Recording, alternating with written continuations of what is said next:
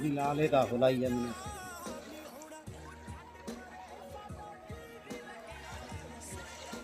ਗੁੱਡਾ ਟੱਪ ਗਿਆ ਹੈ ਗੁੱਡਾ ਟੱਪ ਗਿਆ ਹੋਰ ਹਣਾ ਲੈ ਦੇਖ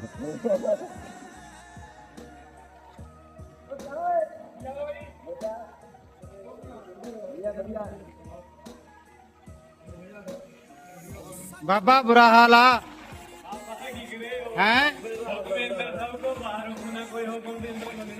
ਹੈ ਮੰਨਣਾ ਪੈਣਾ ਜਦੋਂ ਗੁਰੂ ਅਰਜਨ ਦੇਵ ਜੀ ਗੱਤੀ ਤਵੀ ਦੇ ਬੈਠਣ ਲੱਗੇ ਸਾਈਂ ਮੀਆਂ ਮੀਰ ਜੀ ਕਹਿੰਦੇ ਵੀ ਮਹਾਰਾਜ ਸੰਸਾਰ ਪਲਟਾ ਦਈਏ। ਮਹਾਰਾਜ ਕਹਿੰਦੇ ਨਾ ਭਾਈ ਭਾਣੇ ਅੰਦਰ ਸਿੱਖਾਂ ਨੂੰ ਰਹਿਣਾ ਸਿਖਾਉਣਾ ਤੇਰਾ ਕੀ ਆ ਮਿੱਠਾ ਲੱਗੇ ਵਾਹਿਗੁਰੂ ਵਾਹਿਗੁਰੂ।